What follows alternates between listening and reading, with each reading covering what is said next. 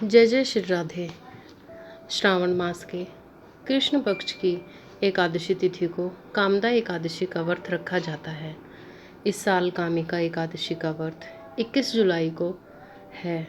देवशयनी एकादशी के बाद ये पहली एकादशी होती है जब भगवान विष्णु योग निद्रा में होंगे। कामिका एकादशी व्रत कथा।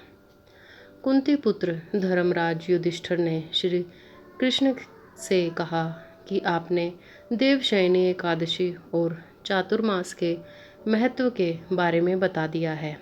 अब कृपा श्रावण मास के कृष्ण पक्ष में पड़ने वाली एकादशी के बारे में बताएं।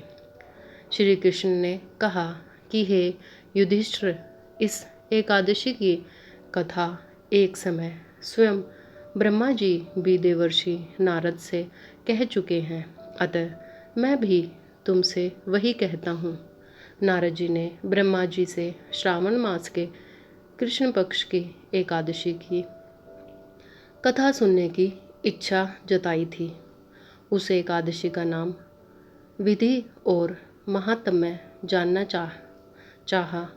ब्रह्मा ने कहा, हे नारद, श्रावण मास की कृष्ण एकादशी का नाम कामिका एकादशी है। इस एकादशी व्रत को सुनने मात्र से वाजपेय यज्ञ का फल मिलता है। इस तिथि पर शंख चक्र एवं गदाधारी श्री भगवान विष्णु जी का पूजन होता है। उनकी पूजा करने से जो फल मिलता है सो सुनो। गंगा, काशी, नैमिषारण्य और पुष्कर में स्नान करने से जो फल मिलता है वह फल विष्णु भगवान के पूजन से भी मिलता है। सूर्य व चंद्र ग्रहण के समय कुरुक्षेत्र और काशी में स्नान करने से, भूमि दान करने से, सिंह राशि के बृहस्पति में आने के समय गोदावरी और गंडकी नदी में स्नान से भी जो फल प्राप्त नहीं होता वह प्रभु भक्ति और पूजन से प्राप्त हो जाता है।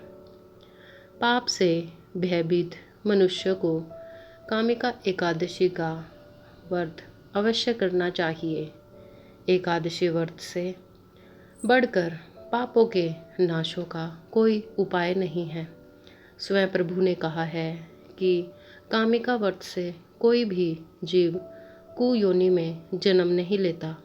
जो इस एकादशी पर श्रद्धा भक्ति से भगवान विष्णु को तुलसी पत्र अर्पित करते हैं वे इस समस्त पापों से दूर रहते हैं। हे नारद, मैं स्वयं श्री हरि की प्रिय तुलसी को सदैव नमस्कार करता हूँ। तुलसी के दर्शन मात्र से ही मनुष्य के समस्त पाप नष्ट हो जाते हैं और इसके स्पर्श से मनुष्य पवित्र हो जाता है। इस व्रत के पीछे क्या है कथा? एक कथा के अनुसार प्राचीन काल में किसी गांव में एक ठाकुर जी थे। क्रोधी ठाकुर का एक ब्राह्मण से झगड़ा हो गया और क्रोध से आकर ठाकुर से ब्राह्मण का खून हो जाता है। अतः अपने अपराध की क्षमा याचना हेतु ब्राह्मण की क्रिया उसने करनी चाहिए, परंतु पंडितों ने उसे क्रिया में शामिल होने से मना कर दिया और वह ब्रह्म हत्या का दोषी बन गया।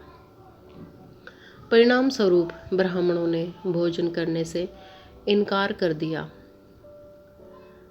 तब उन्होंने एक मुनि से निवेदन किया कि हे भगवान, मेरा पाप कैसे दूर हो सकता है।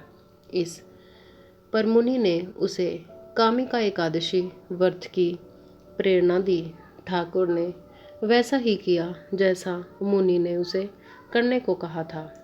जब रात्रि में भगवान की मूर्ति के पास वह शयन कर रहा था तभी उसे सपन में प्रभु दर्शन देते हैं और उसके पापों को दूर करके उसे क्षमा दान देते हैं। कामिका एकादशी की रात्रि को दीपदान तथा जागरण के फल का महात्म्य चित्रगुप्त भी नहीं कह सकते।